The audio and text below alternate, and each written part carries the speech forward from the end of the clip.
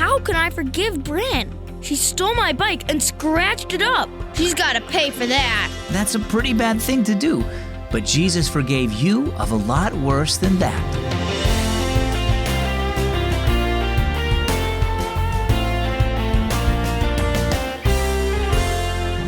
Have you ever had to deal with a bully?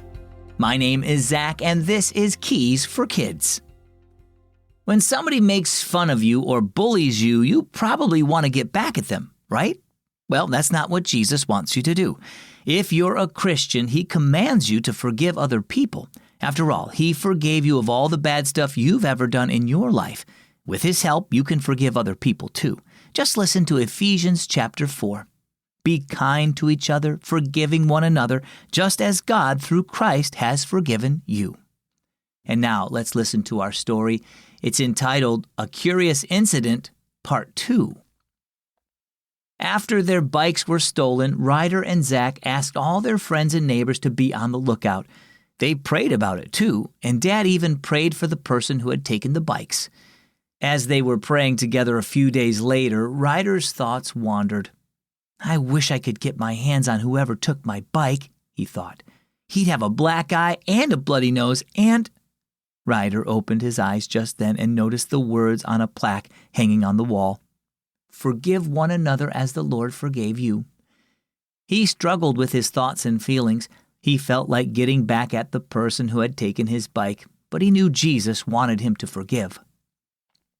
Later that week, Ryder looked out the window to see Bryn, a girl from his class at school, standing outside with a man next to her. What's Bryn doing here? He thought. Then he noticed she was holding on to a red bicycle. My daughter has something to say to you, the man said when Dad and Ryder came to the door. This is your bike, said Bryn. I saw a man putting a blue bike in his truck in front of your house. This one was standing there too, but when I came along, he took off. I meant to just borrow it and bring it right back, but then I scratched it and was worried you'd call the police. I'm sorry. I'll pay for it. You're the person who stole my bike? Ryder felt a rush of anger as he looked at the long scratch on his new bike, but then he'd remembered how he'd once made fun of Bryn at school and made her cry. He'd later apologized and she'd forgiven him. I need to forgive her, he thought, because she forgave me, and because Jesus forgave me too. It's okay, Bryn, Ryder said. I forgive you. As Bryn and her dad walked away, Ryder happily pushed his bike into the garage. As he did, the long scratch caught his eye once more, but this time it didn't make him angry. Thank you, Jesus, for forgiving me for all the wrong things I've done, he prayed, and for helping me forgive Bryn.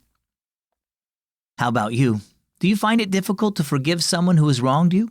It isn't easy, but it's so much better to let go of your anger instead of letting it take over your thoughts.